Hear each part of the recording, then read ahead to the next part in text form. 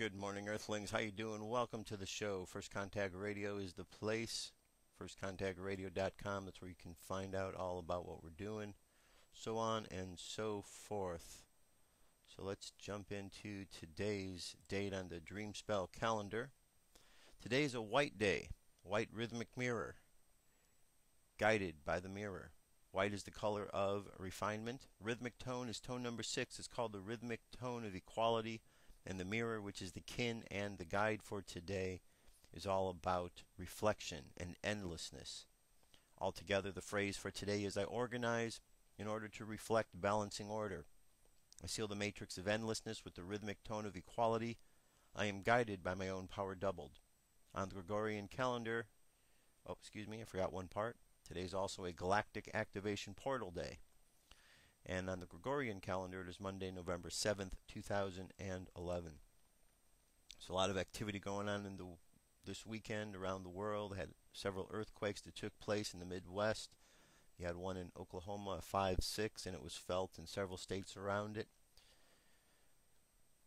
So things are happening. People are noticing earth changes taking place. Weather is kind of wacky still all around the world. Flooding going on in many places, cold weather in others, and just got a lot of strangeness. I'm going to talk about this in a bit when we come up to those stories in about 20 minutes from now.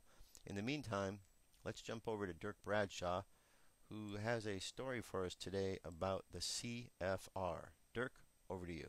Flying high above the planet Earth, this is the Cosmic News with Dirk Bradshaw. I am Dirk Bradshaw. Formed in 1921, the Council on Foreign Relations is one of the most influential organizations in the United States.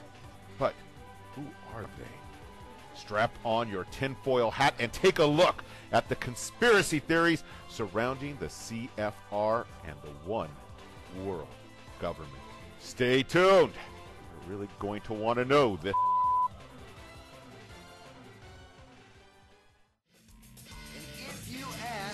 Our leaders today, this is what they will say. I can neither confirm or deny. I can neither confirm or deny.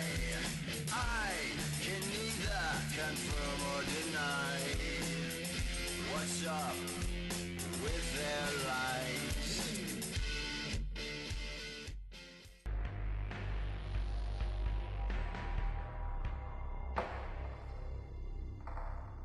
The Council on Foreign Relations was formed in 1921. Some believe this is the most powerful private institution in the United States, if not the world. To become a lifetime member of the Council, you must be a U.S. citizen or resident, nominated in writing by another full member, and sponsored by 3 more.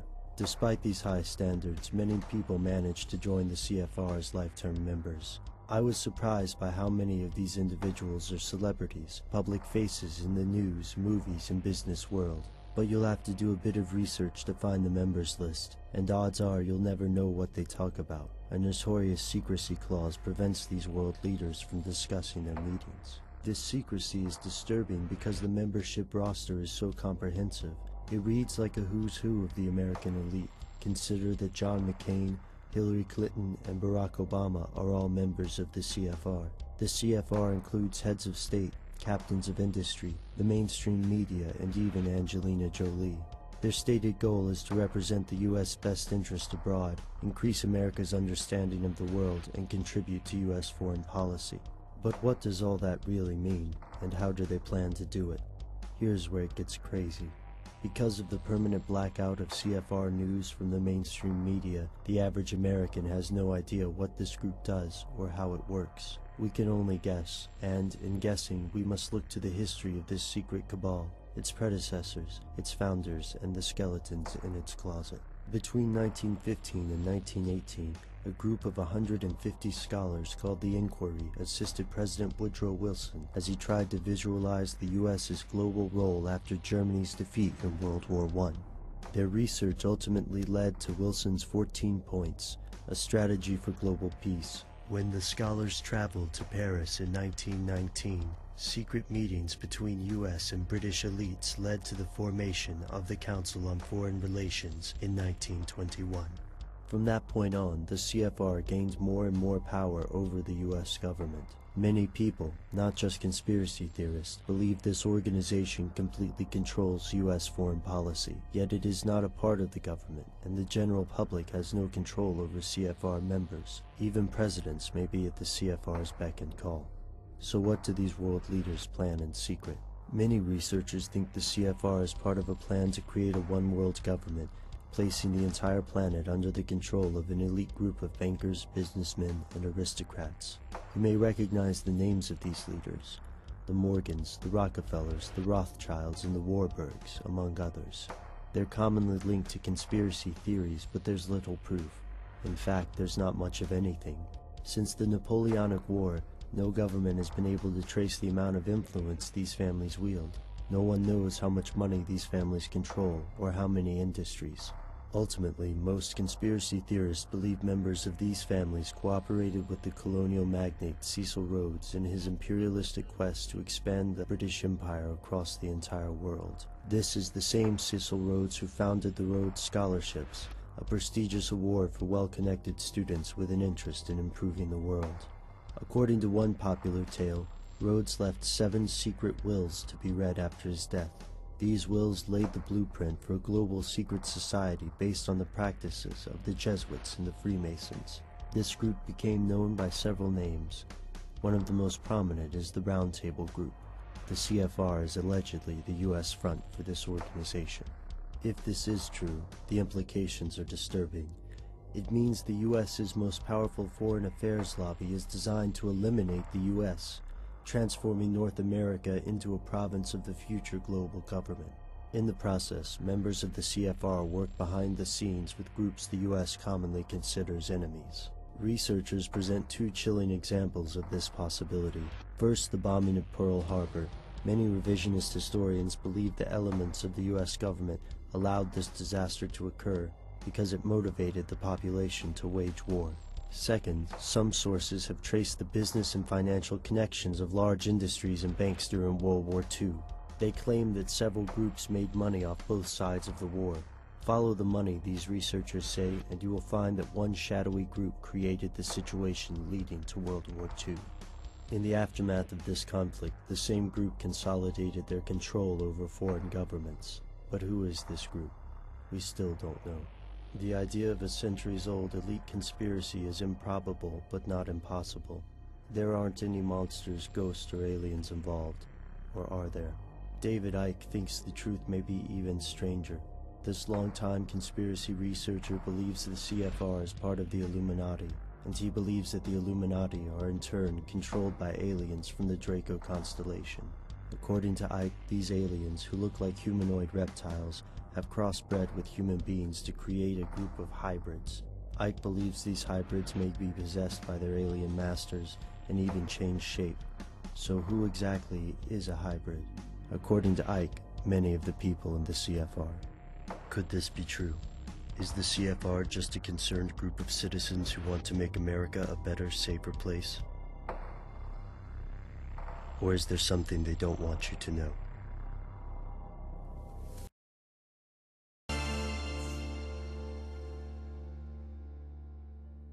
Yeah, no, so you would expect me to say, of course, that there is a UFO cover-up.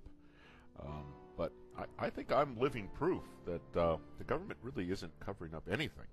Let's take the Roswell incident, for example. You know, when they showed those pictures of the quote-unquote weather balloon, you know, that was a weather balloon.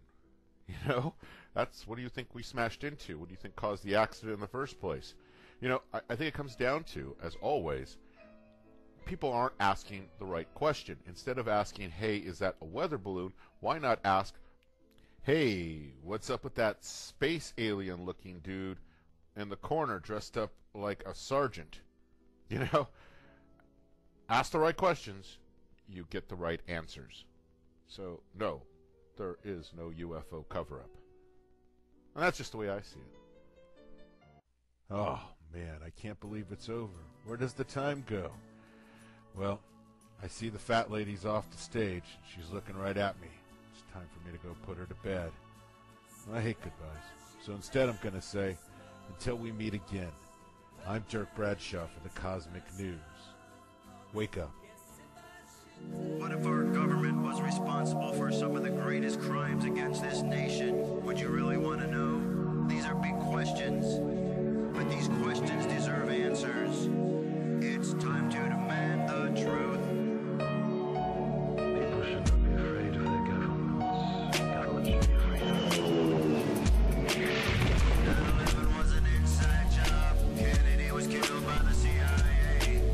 Jimmy Carter saw UFO. Answers to secrets you need to know. So wake up, wake up, wake up, wake up.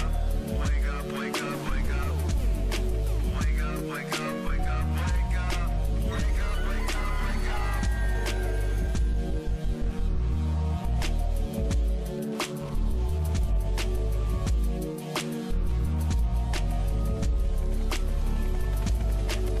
The evidence is overwhelming. Step past your fear, take a look. Illuminati lies keep growing, but they're losing from your eyes. And wake up, wake up, wake up, wake up. Wake up, wake up, wake up. Wake up, wake up, wake up, wake up. Wake up, wake up, wake up.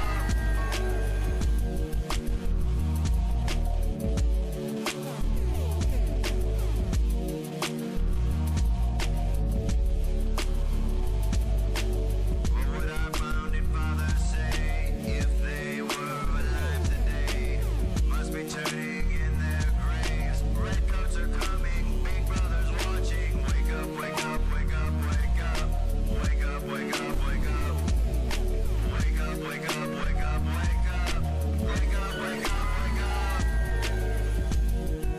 What if I land and two if I see? And I on the opposite shore will be ready to ride and spread the alarm through every Middlesex village and farm. Whenever any form of government becomes destructive of these ends, it is the right of the people to alter or abolish it. When a long train of abuses and usurpations, pursuing invariably the same object, evinces a design to reduce them under absolute despotism, it is their right, it is their duty to throw off such government and to provide new guards for their future security.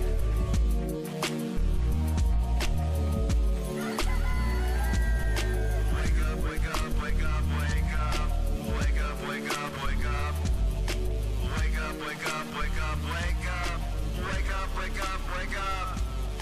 Wake up, wake up, wake up, wake up. Wake up, wake up, wake up. Wake up, wake up, wake up, wake up. Wake up, wake up, wake up. Patriots arise. It's time to demand the truth.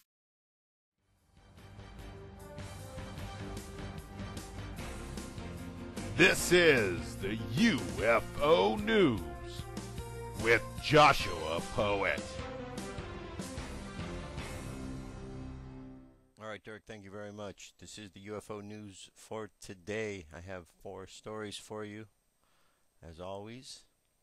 Our first story comes to us from latest-UFO-sightings.net. Goes on to say UFO activity over Russia on the 5th of November. That was Friday. This was in skies over Moscow, and there's a video here, so I'm going to play this video for you.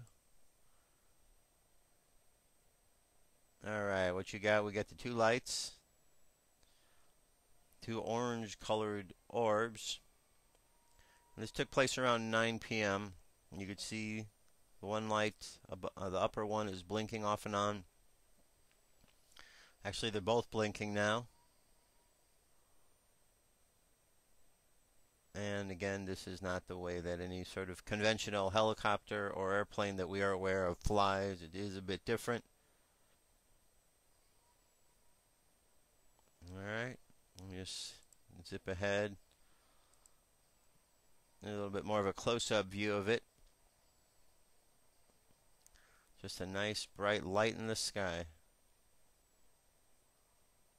And it appears that there's a couple more over here to the left-hand side. So now we got 3.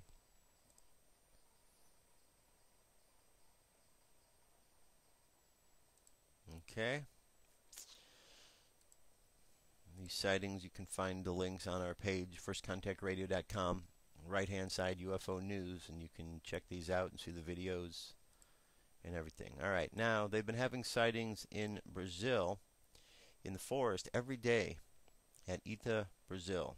It says UFO seen in North Brazil in a rainforest every day for the last 15 years, and it appears at 1840 on the dot every day. A mysterious light that appears in Ita district is intriguing people that live in that region, and then the local television sent reporters there to find out a bit more. So let's see what we can find out here.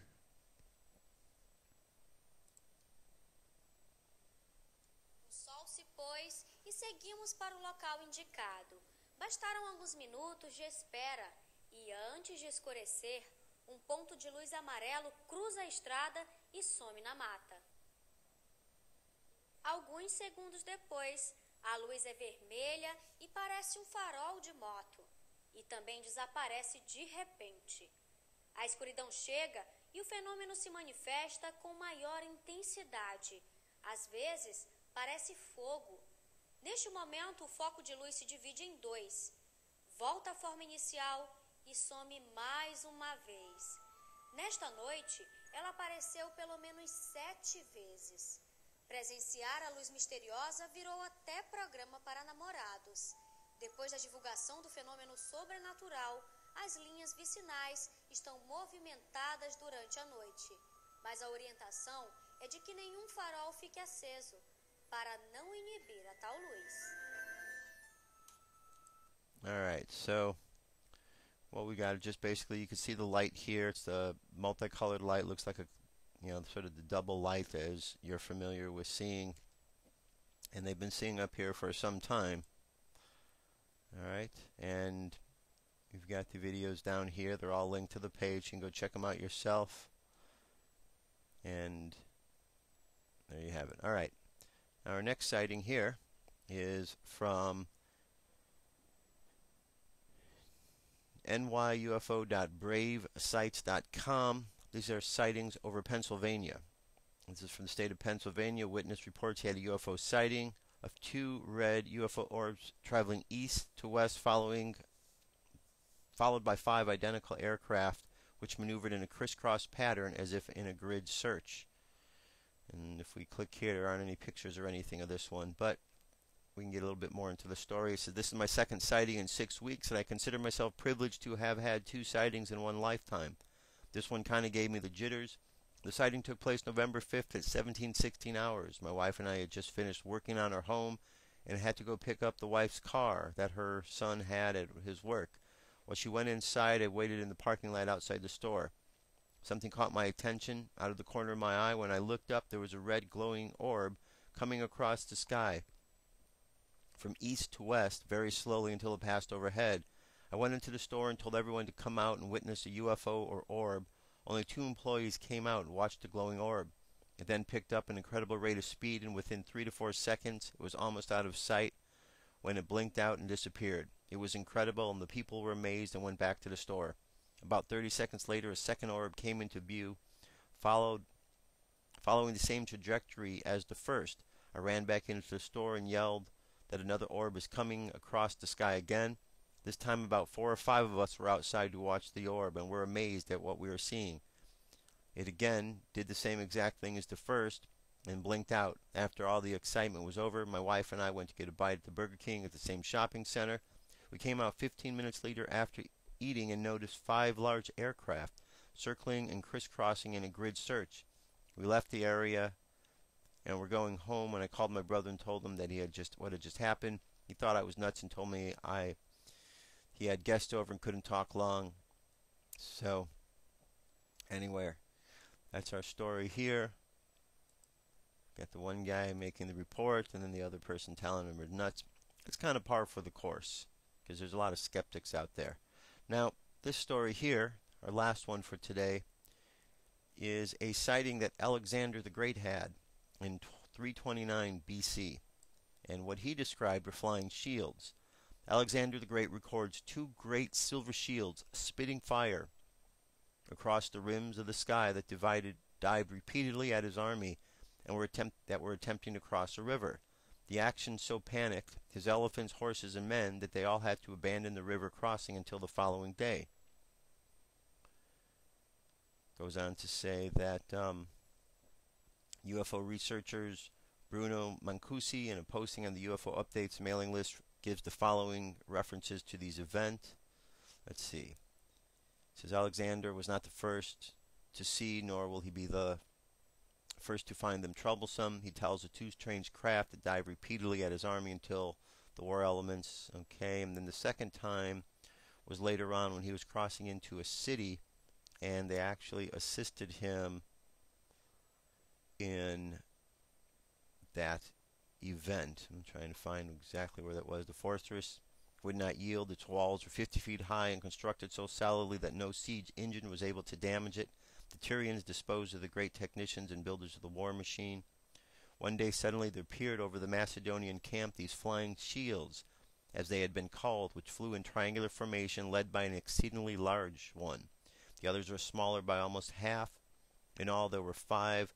The unknown chronicle narrates that they were circled over slowly, Tyre, while thousands of warriors on both sides stood and watched them in astonishment. Suddenly from the largest shield came a lightning flash that struck the walls. These crumbled. Other flashes followed, and the walls and the towers dissolved as if they had been built of mud, leaving the way open for the besiegers, who poured like an avalanche through the breaches. The flying shields hovered over the city until it was completely stormed, and then they swiftly disappeared aloft, soon melting into the sky. So, a couple of different stories. On one hand, there they were, and they were apparently, in the way and affected the military and Alexander the Great, but the second time they seemed to be assisting him. So there's different things going on. It's not like it's a bad guy situation out there, because if they were only the bad guys, it would have come to wipe them out, and that wasn't the case. In both instances, they were there. They got scared the first time, but then they later on got assisted by the same ones, or maybe a different group. Who knows? Who knows indeed.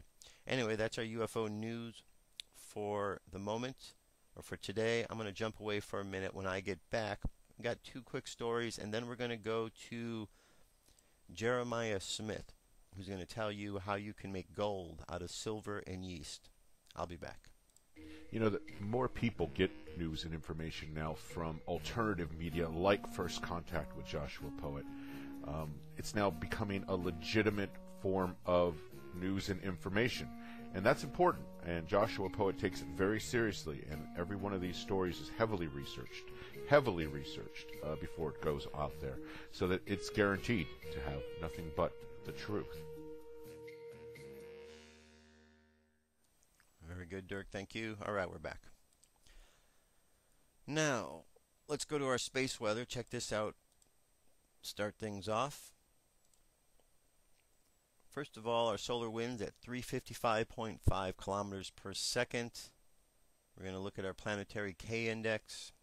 KP is going to be only at 1 at the moment, and within the next 24 hours, they're expecting no more than a 3. We see that we have a very high percentage of having an M-class flare today, and within the next 24 to 48 hours, 70% chance, and then very minor activity taking place, 5% chance that we're going to actually have some sort of geomagnetic activity coming from that. Now here is the interesting thing that I want to show you. For the longest while, we have been looking at this grid, and I've been pointing things out to you. And on this grid, 2005 YU55 has been listed, if you remember, at 175 meters. Well, for some strange reason, this number right here changed last week. It went from 175 meters to 400 meters. Or, excuse me, 200 meters. Now you might think, okay, no big deal. So it went up a little bit. They miscalculated by a difference of 25 meters. Well, since last week, that number has doubled.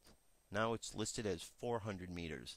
And it even has a magnitude rating now of 11.2, which it didn't have before.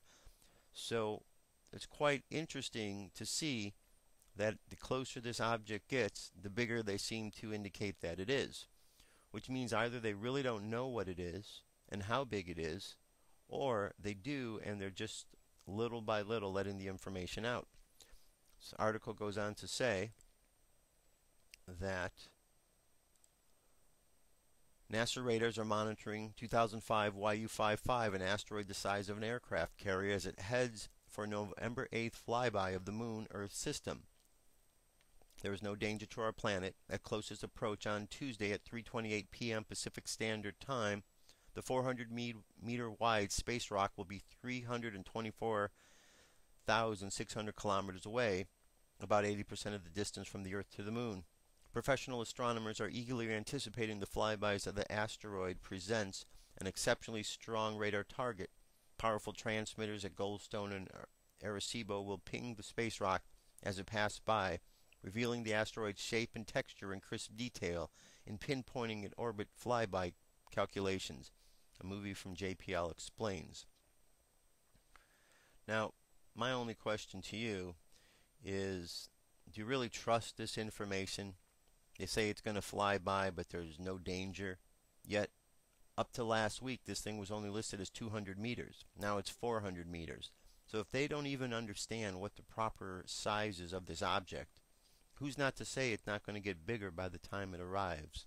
Who's not to say it's going to have a different kind of perspective or different trajectory than what they are saying?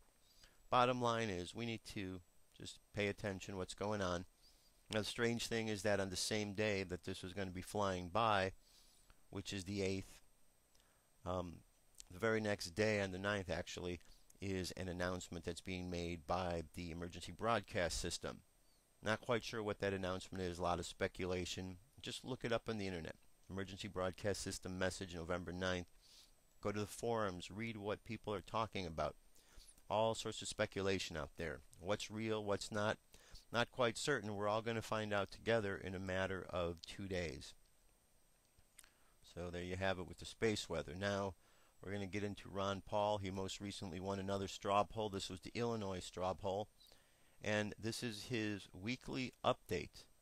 We listen to these every week if possible. Today is no exception. Here we go. This is Ron Paul with your weekly update for November 7th. These are frustrating times for the president. Having been swept into office with a seemingly strong mandate, he enjoyed a Congress controlled by members of his own party for the first 2 years of his term. However, midterm elections brought gridlock and a close division of power between the two parties.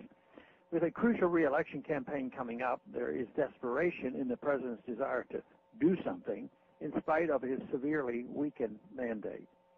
Getting something done is proving to be a monumental task. This may be news to the supposed constitutional scholar who is now our president, but if the political process seems inconvenient to the implementation of his agenda, that is not a flaw in the system. It was designed that way. The drafters of the Constitution intended the default action of government to be inaction. Hopefully, this means actions taken by the government are necessary and proper.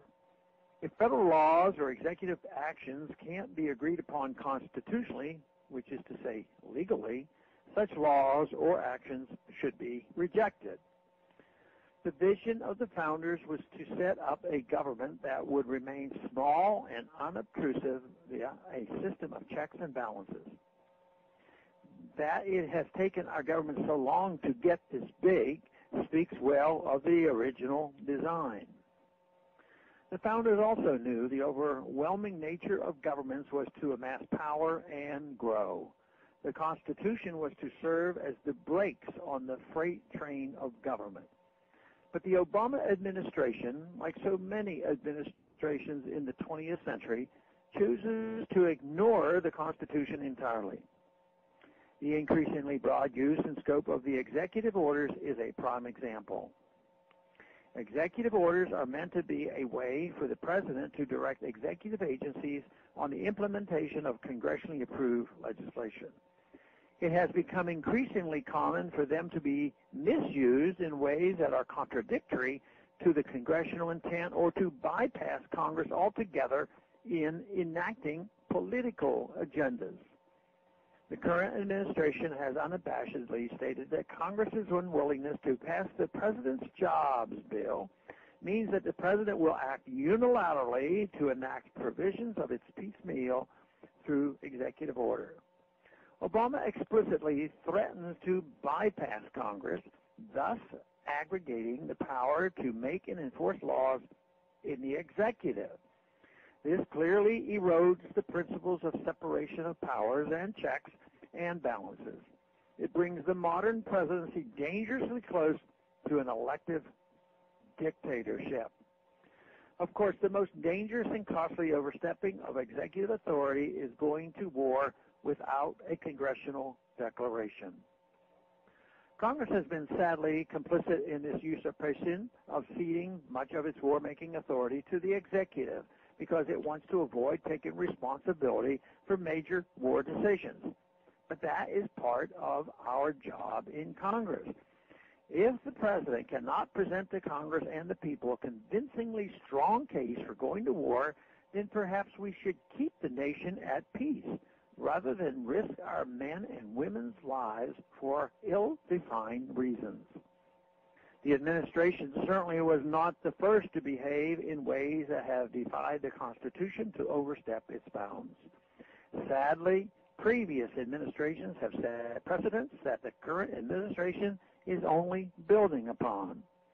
It is time for Congress to reassert itself and its constitutional role so that future administrations cannot continue on this dangerous path. Thanks for calling this update. A new update is placed on this number, 888-322-1414, every Monday. The written text can be found on my webpage, www.house.gov/Paul, under the heading Texas Straight Talk. Thanks for calling. This is Ron. Okay, very good. So it's important that we get the dictators out of office because that's truly what they are. George Bush was the same way. He was a very corrupt individual, and you know, if we look at 9/11 and what went on there, we could see he was complicit in that activity. It was not the way that the 9/11 Commission report said it was. If you still think that is the case, well, it's either because you are very skeptical or you haven't even looked at the information. Just look at the information. Look at what's out there. Look how many questions. The main question that is being posed is that we need to have a new investigation, that the information wasn't sufficient enough. So there aren't, some like architects and engineers for 9/11 Truth. They're going at the science at this, rather than pointing the fingers and saying this is a situation where it was an inside job. They're avoiding that whole inside job issue by just stating that the science is off. It needs to be reinvestigated. If you investigate it, you will find out for yourself and come to the conclusion that it was an inside job. It would have to have been, because the people on the inside were the only ones who had access to that building. And when you look at all the coincidences of what was involved, you'd understand. So this was our last president. And so the precedents set by these presidents are not very good. They've been setting us on the path of dictatorship. It's quite unnerving when you realize what they're doing, and hopefully things will get better. Now, is it going to get better by just writing to your congressman? Absolutely not. There's those who think that that's what we can still do, just write off to the congressman, and they aren't going to take care of it.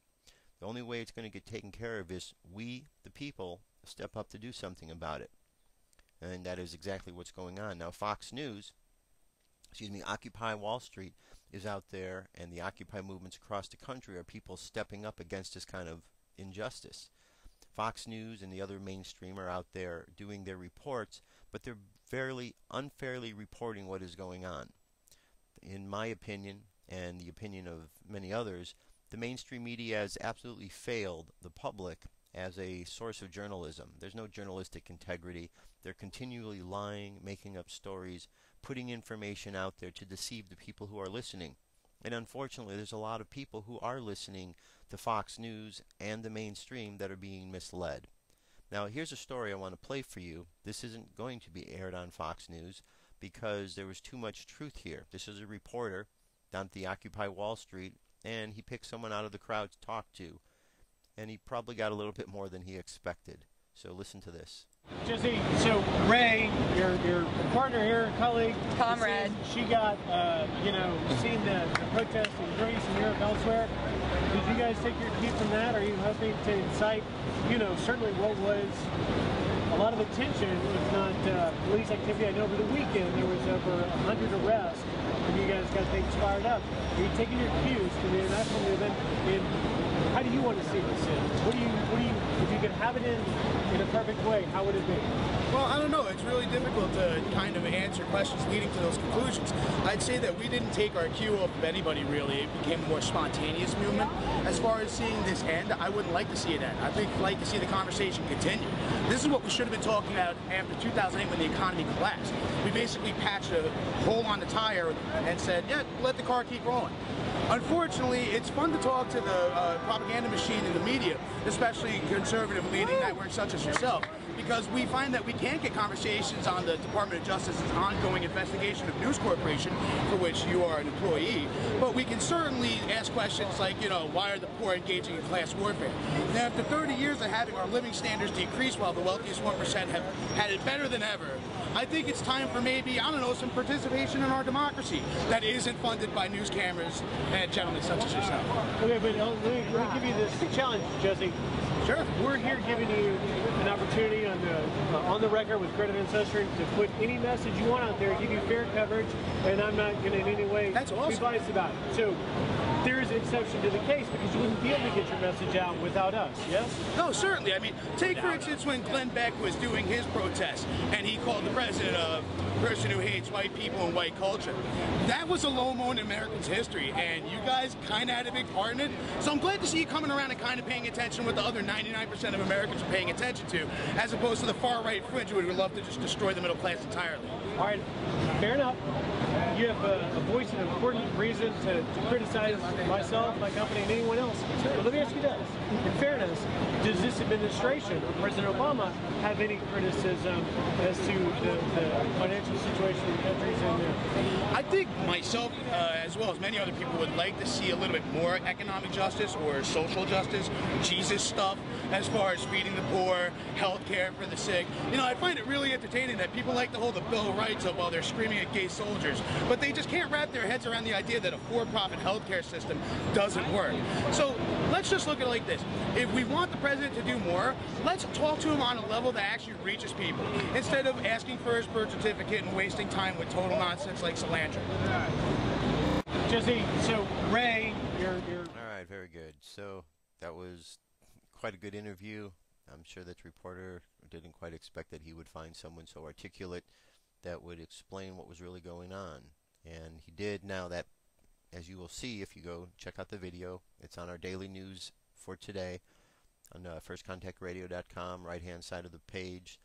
You will find that the video there, it's unlisted because, well, it's unaired, and you'll see that. And if you want to watch the video, you got to follow the links, and that's where it's listed up online, because Fox News obviously hasn't put it up, and they're probably not going to put it up because it's not really what they want to have out there. They want people to talk that are, well, they want to give their own spin on it. They talk about being fair and balanced, and the spin stops here. No, the spin begins there, and they are definitely unfair and unbalanced, along with all the other mainstream media. Now, stepping away from that, we got a story here that's going to be quite interesting for you. It's actually an interview with Jeremiah Smith. Jeremiah Smith is a technical advisor for a company called Nuclear Change LLC, Low Energy Nuclear Change LLC. And we talked this weekend about how you can make gold out of silver and yeast. That's right, how you can make gold out of silver and yeast. I think that this is something that you'd probably want to know about. So without further ado, here's Jeremiah Smith. We have a very special guest, Jeremiah Smith. He is a technical advisor for Low Energy Nuclear Change LLC. And when we were talking, he was telling me about a process of how someone could make gold out of silver and yeast. And this piqued my interest quite a bit. So Jeremiah is on the show now to talk about it. Welcome to First Contact Radio, Jeremiah. Thank you very much. Very honored to be here. We're glad to have you. So this is quite fascinating. How about if you give an introduction about who you are and how you came to be introduced to this process? Sure. Well, I'm currently a physics and mathematics student at West Virginia University. Mm-hmm. And one of the reasons I did come to the university was directly because of Dr. Joe Champion's technology. Well, I'll refer to as Dr. C for short. And since I have been here, I have approached a lot of physicists here and engineers, and the school has done quite a few tests for me, scanning electron microscopes, inductively coupled plasma, very advanced high-tech machines that have proven that this technology does actually exist and is very real. It's very simple. The premise, which we'll get into, is very easy to understand, and everyone can do it. And I had come across technology in late 2005, and at first I was very skeptical and I pushed it aside. I had an interest in nuclear physics. My next educational stop is going to be medical physicist, probably end up in Pittsburgh somewhere. But I was very interested in transmutation. I'm a pretty big Star Trek fan, so I've always been fascinated with the replicator, you know. Okay. Wouldn't it be great just to push a button and then there's a cheeseburger? Right. But I had been researching cold fusion, you know, hot fusion, everything that I could find on the internet about it. And I had come across Dr. C's material sporadically, you know, it's in various places on the internet. He came up with a series of formulas in 2001 that really started opening the possibilities of engineering the transmutation process. And pretty much I had tried a whole bunch of different things and researched a whole bunch of different things. And I decided one day just to try some of the things that Dr. C had mentioned in his various writings. Okay. And the first experiment that I did was I took a silver coin, I buried it in some sand, sealed. It was in a plastic bag, so you know, I wasn't really touching the sand, but it was submersed into the sand. Okay. Put a thermometer in there, and I cooked it at the resonance temperature that he has computed, 109 degrees Fahrenheit, or 43 degrees Celsius, and I let it sit there for a week, and I looked to see if there was any changes to the silver. So I saw some minor changes. I wasn't really sure.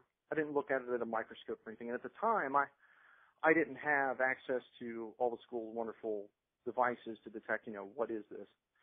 But I thought, you know, I might as well try what he's talking about with the aluminum.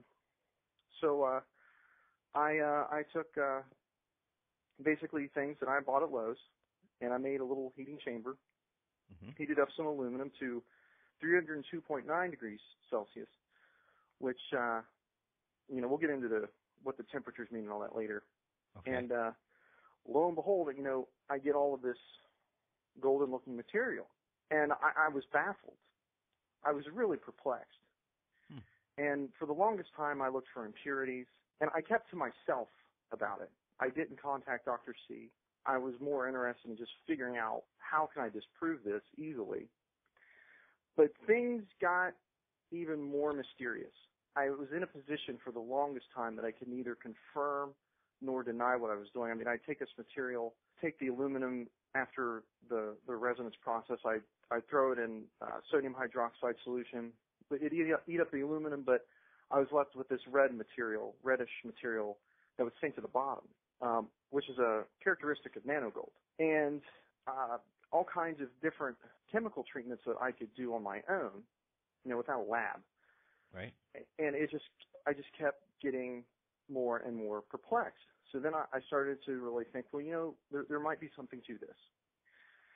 So then I ended up contacting Dr. C and talking with him, and from there we started then discussing the physics behind it. And as it stands now, physics isn't wrong. It's not wrong by any means. We do feel that it is very incomplete. that these processes that we are doing are so very simple that we don't feel that they've been overlooked per se. I mean, now the information's out there, yeah, it's getting overlooked. But when you sit down with the mathematics and you look at the constants that we have to use in the computations, some of them just haven't been known, right? Okay. So from there, we worked theoretically, just conversations, and some other aspects of the technology or different processes to achieve results, like the silver yeast process we'll get into, evolved in 2006. And then we just kept, talking and figuring out experiments to try. But then around, I believe it was late 2007, early 2008, Joe got attacked. And for a short time, everyone in the group kind of lost contact with Joe. It had taken him a year to heal up. And during that time, I had actually shadowed as a medical physicist at Camden Clark Memorial Hospital in the summer of 2008. Okay. One reason, I have an interest in the stuff, and it's kind of a career goal. And the other was, well, they had Geiger counters. So after hours, I was kind of taking my samples in there to make sure that they, weren't radioactive or anything. But then when I came to school, the experimentation didn't stop, and the intrigue was becoming greater. So I ended up using all of the various techniques that we had compiled that were producing results, and I took them straight to the engineering building here and had them run tests. And they have conclusively come back, saying, well, yeah, you've got all of these new metals and elements in here that weren't in there to start with. And it literally is a low energy nuclear change process. So that's pretty much my history. Now Dr. C's history is a lot longer. He's been doing this for over 20 years, and his history started similarly to mine. He was introduced to a process from someone else, and all this is in our ebook that we've got on the website. It doesn't just explain the technology and the processes that we're using, but also has a lot of this history. And there's a lot of names in that book that people would recognize, like John Bacchus. He was a professor at Texas A&M who, before retiring, him and Dr. Champion had also done a series of transmutation experiments, which is well known. All the stuff's known on the internet. But for the longest time, Joe had been introduced to these kinds of things from someone else, and it perplexed him also. He kept working with it, kept running into problems with scaling it up. It was the kind of thing where he could get it to work in a tin can, literally, but when he would try to get it into a more industrial process, it would never work. And it wasn't until 2001 where he came up with this one fundamental idea that in and of itself is something new to physics. It's very unique, and it is the sole reason why Joe should get the Nobel Prize. And it's a conception about matter in terms of how volume and density relate to each other and temperature. So that's pretty much the overall historical synopsis. Or Dr. C is the pioneer. He's kind of the captain of the ship of this project, as it were. And everyone else in the group, including myself, have been following in his theoretical footsteps, trying to uncover more. And we feel now that we've exhausted all the different things to progress it that we can. We're at a point now to where we've convinced it to ourselves that, okay, this is real. So now we're reaching out to the community, giving them the opportunity to do some of these things on their own, to see for themselves. Now, we're not claiming you're going to get rich making gold at home. Not saying that if you really, put an effort into this, that you couldn't make a supplementary income or whatnot, but we are in no way guaranteeing that. Okay. All we really want is just the world to know that this exists, it's real, and if you don't believe us, just try it. I mean, it's not rocket science at all. Okay. Now, to explain the mechanism of this stuff, that's a whole other animal all its own. And truth be known, all of the exact specifics of the mechanisms that we have discovered are not completely understood yet. And that's another reason why we're reaching out. It's because there are like 20,000 PhD physicists in the United States. And once they finally come to grips with, okay, this is a reality and start working on it, we're talking about not just being able to make gold at home.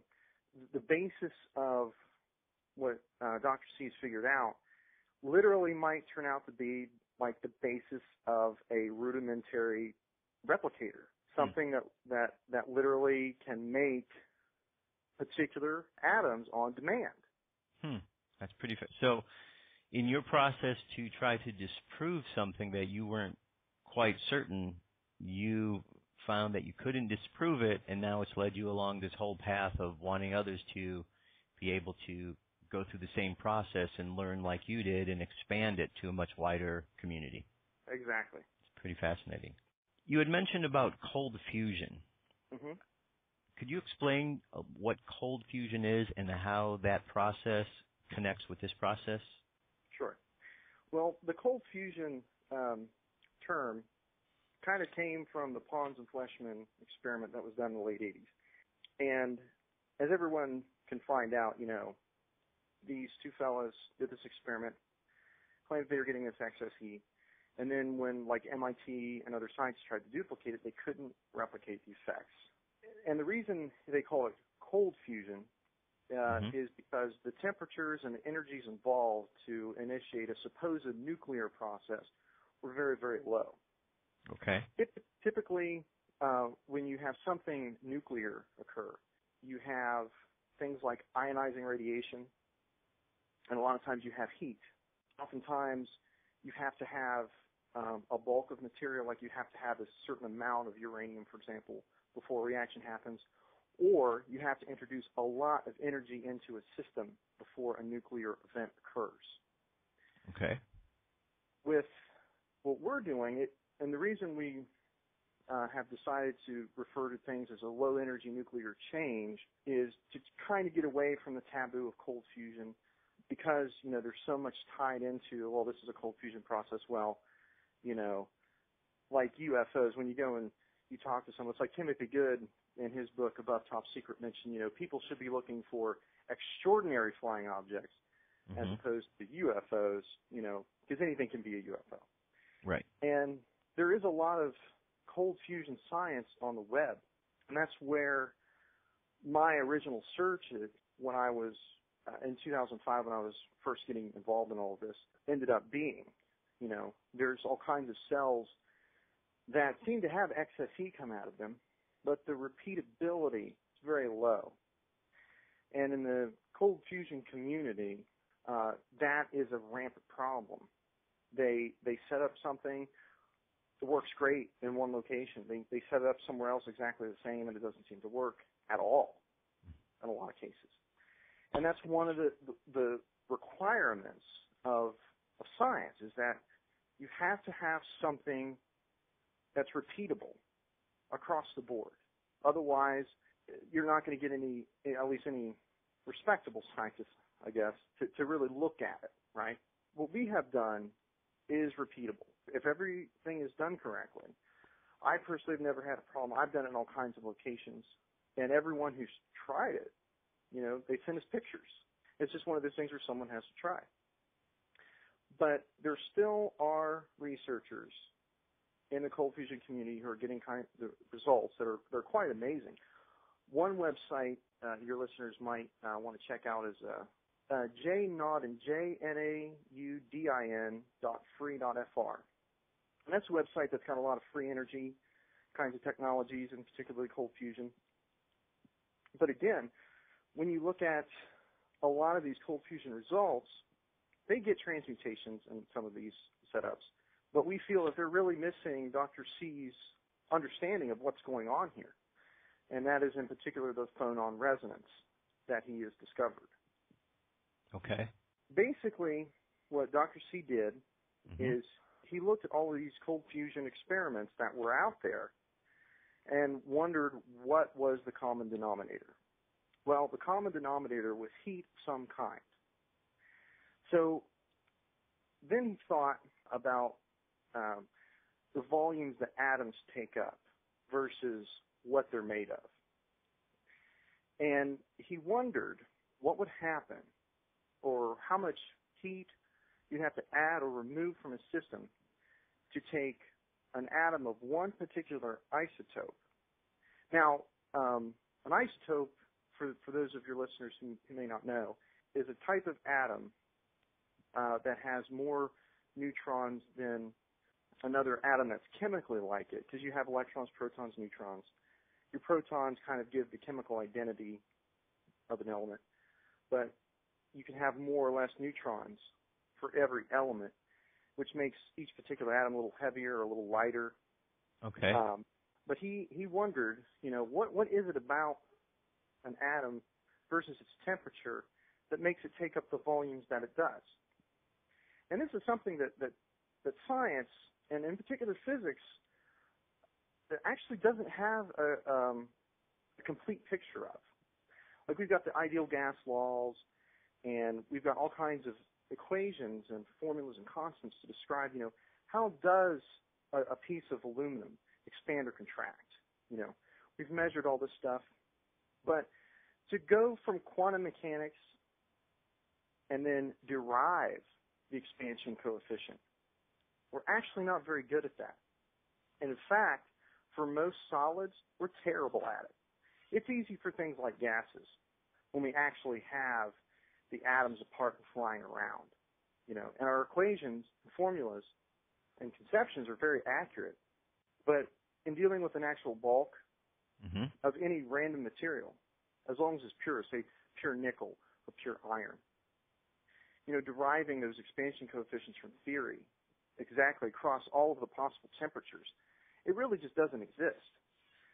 You have theories and papers that come out that can describe it somewhat accurately, but it is not across the whole periodic table. But anyway, so Dr. C had wondered, let's say I've got a gold atom at 20 degrees Celsius. I'm going to approximate it as a cubic area or volume. Now, how big would an aluminum atom have to get, or how much heat would it take to make it as big as a gold atom or as small? How much heat would I have to add or remove to an aluminum atom to make a gold atom? Just in volume, just in size, right? Okay. Well, what he ended up finding out is that property alone, trying to get one isotope to take up as much volume as another isotope, a target isotope, is really the basis of the theory. And we've taken the temperatures that have been computed from these equations and formula that Joe has come up with, and that is what allows these transmutations to occur. And it's a reality. Now, later on down the road, as people become more involved and experts start popping up everywhere on it, we might find another piece of the puzzle that, steers us in a different direction. That's science. But as it stands now, we take the constants, we take atomic mass units, the Avogadro's number, the density, we pump it into these formulas and the expansion coefficient, and out comes these temperatures. You go get those isotopes, put them in the kiln or whatever, and you get that temperature set, and you get the resonance going on, and then voila, you get all these new elements, and in particular, target elements. Okay. And with like the cold fusion, they get like a random assortment of elements, whereas with this, we can compute exactly what element can come out. That's very interesting. Yeah, it's beyond fascinating. It's a complete paradigm change. If we can get the world on board with this and realize that this simple aspect, aluminum and gold, silver, on Earth, there's like one isotope of aluminum in any natural sample, one isotope of gold in any natural sample. In silver, you've got two isotopes of relative equal abundance that are stable, that are non-radioactive. There's other isotopes, all kinds of different isotopes of these, but they're not stable. But because they have been singular isotopes in natural samples that you get, they are very easy to work with in this technology. So it's not like, well, we intended to go make a bunch of gold. It didn't come out like that. Okay. They just happen to be the elements that were very easy to work with this theory. So, but that's the basis in a nutshell. Okay. Now, to engineer it and to get a lot of very good results, high yields of what you're doing, all of that stuff is in the ebook, talking about the different processes of how you can generate not just gold. You're talking ruthenium, rhodium, palladium, platinum, all over the place. I just did a test here that was run at WVU's SEM lab, Scanning Electron Microscope lab, and I generated some rhodium from silver, with a very, very, very simple process. And that process is mentioned in the ebook. If you go to drjoechampion.com, you can look on the website, and somewhere in there are the formulas that you can see for yourself. You can work them out, and you can see why it's called phonon resonance. And the reason for that is people have probably heard of photons. Well, a phonon is basically an atom vibrating in some kind of crystal lattice, in some kind of material.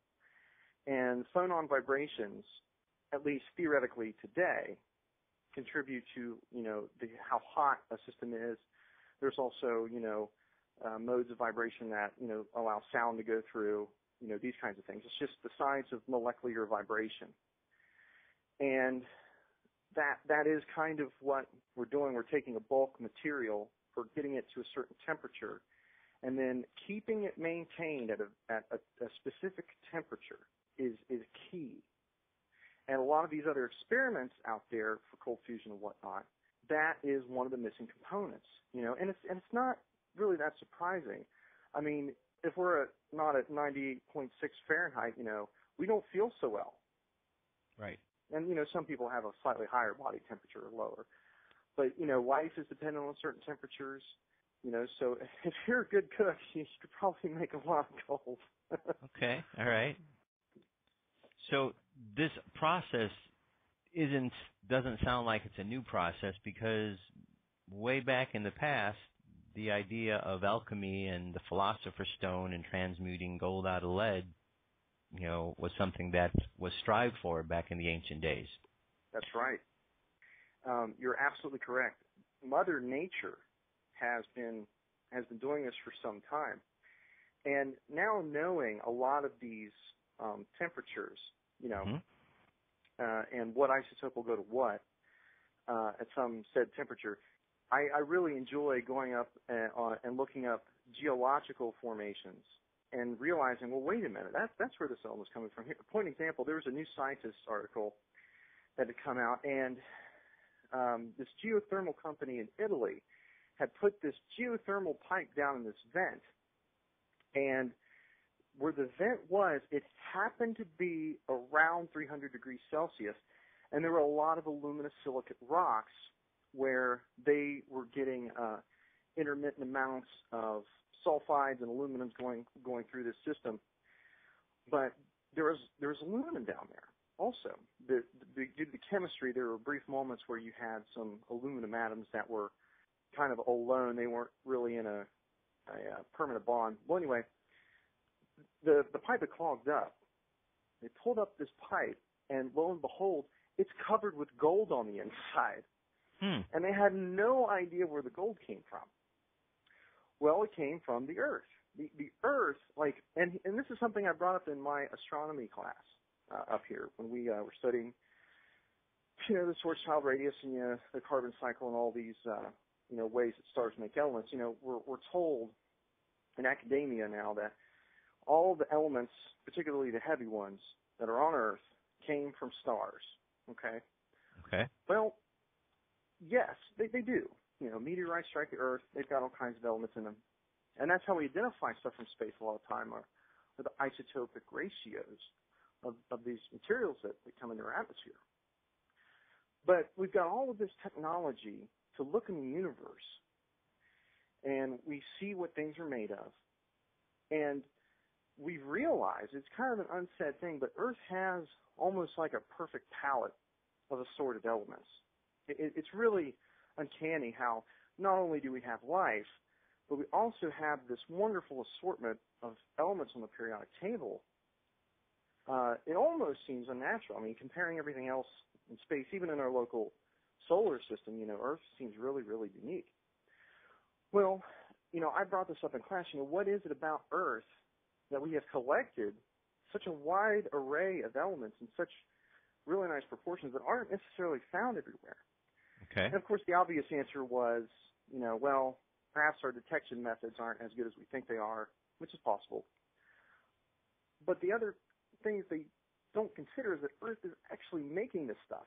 I mean, they know about cosmic spallation, where your carbon-13 and 14 isotopes are made in the upper atmosphere from interaction with cosmic rays, and they fall to the Earth, and we use them for carbon dating now.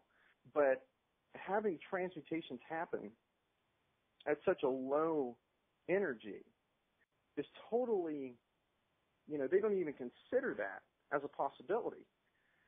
Yet at the same time, one of the ways that they detect meteorites in many cases is to look for technetium-99. It's right in the center of the periodic table, and apparently you never find this isotope on Earth anywhere.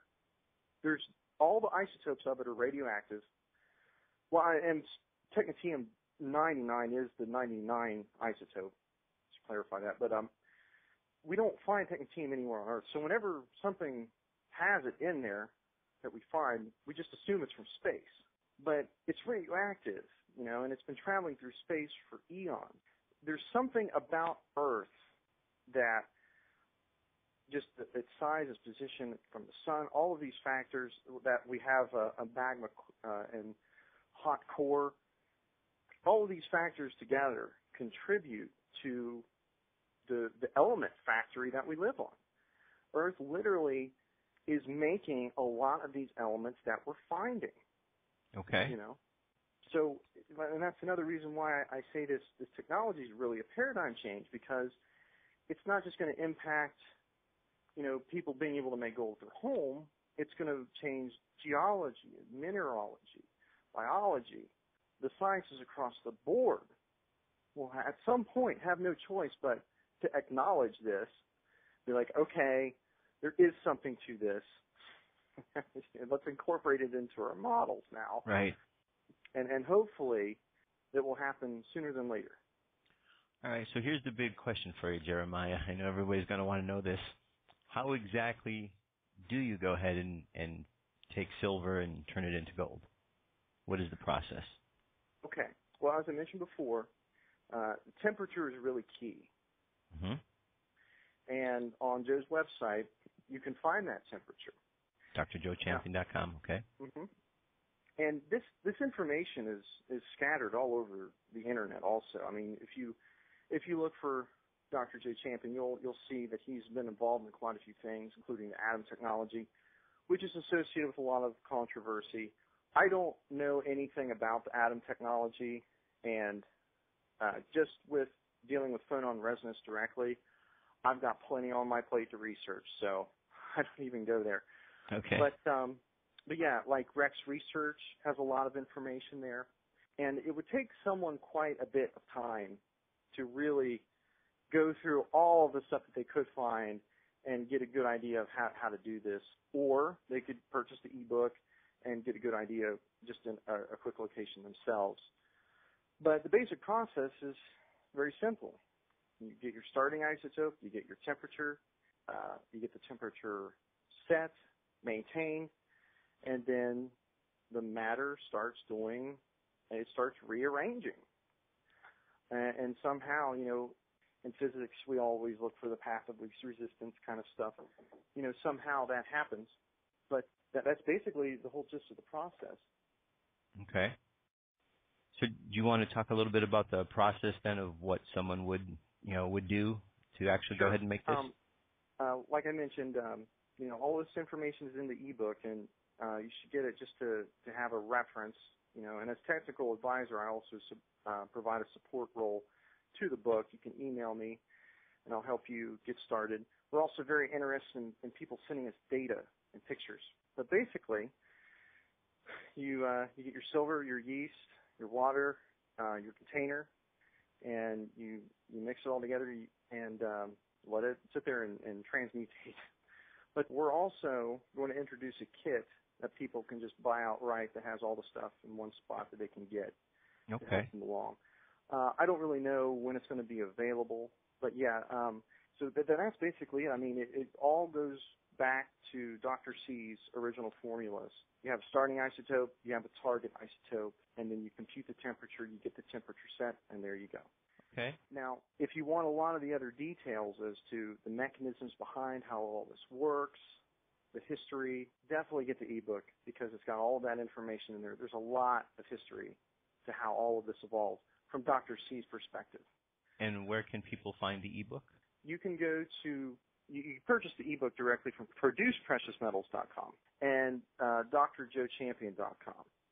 And drjoechampion.com has got a lot of information on the website that Joe has put on there. It's kind of difficult to navigate because, you know, as discoveries were made, there was a little bit put on the website. And so Dr. C has been very transparent about his process for a while. We're at a point now to where we want people to try this. We want them to realize the reality of what's going on. So that's why we've decided to take the approach that we have now. Okay.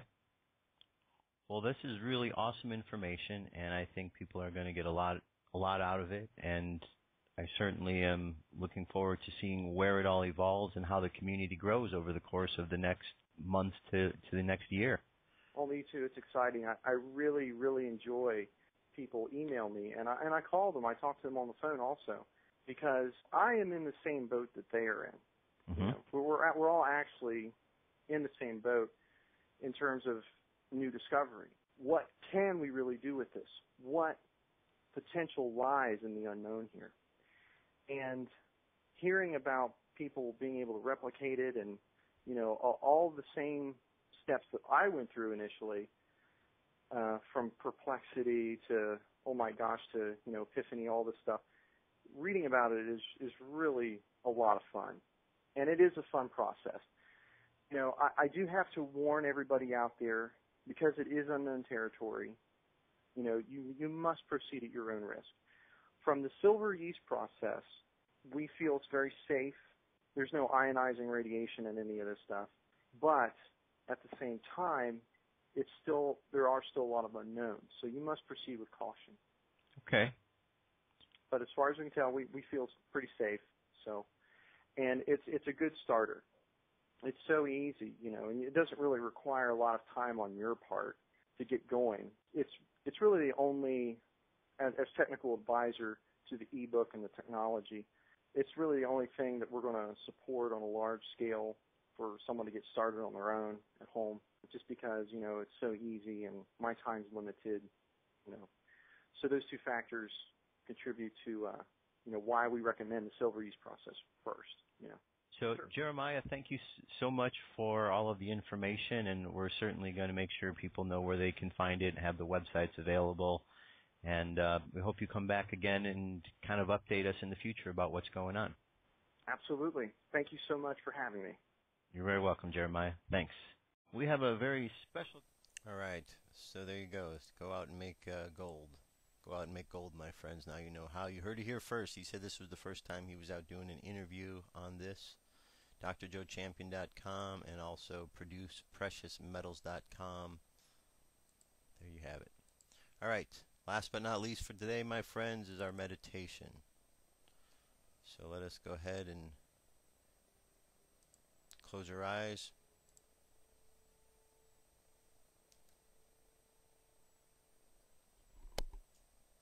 And relax.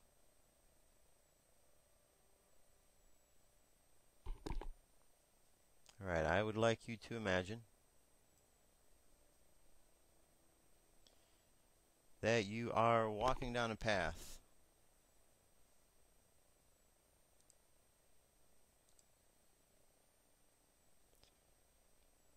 And as you are walking down that path,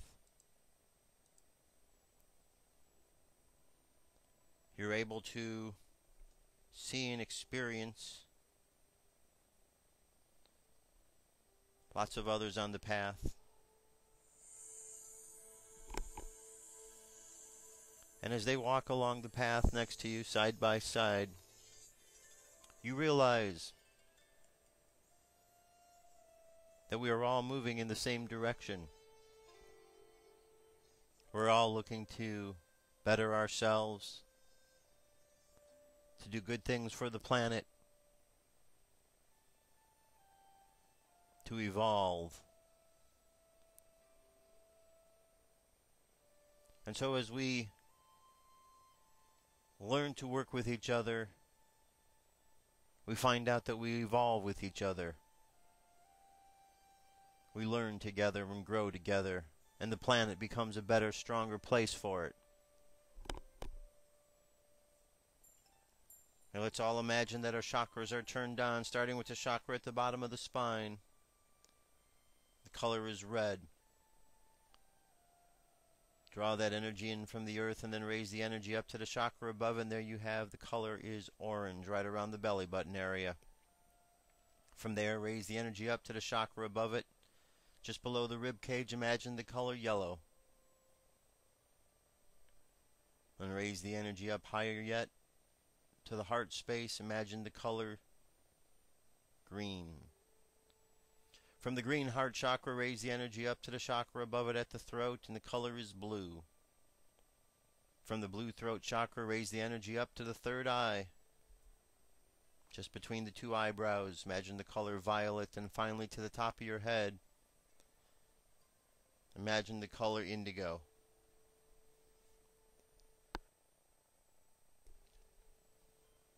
The energy continues on into the cosmos as bright white light. Feel yourself connected above and below. Allow your energy to overflow, and let this protective energy flow outward, filling the space that you are in, the home, the neighborhood, the city, the state, and around the country and the rest of the world. Throw a little love into the mix. Just imagine this love being sent out all around the world to everyone on the planet. Knowing that with this great power of love, there is nothing that we cannot accomplish together. And with that, let's just think a positive thought for everybody in the world today and bring our energy and attention back to the present moment, and we'll do so on the count of 3. 3 coming back to the present moment filled with confidence. 2 coming back to the present moment filled with faith, and 1 coming back to the present moment happy, healthy, and whole. Happy, healthy, and whole. And that, my friends, that's the end of our show and our meditation for today. Go out into the world and see how you can evolve. This whole process of transmutation is a process that takes place in the earth, but it's also taking place inside each one of us, because we are connected to the earth as well.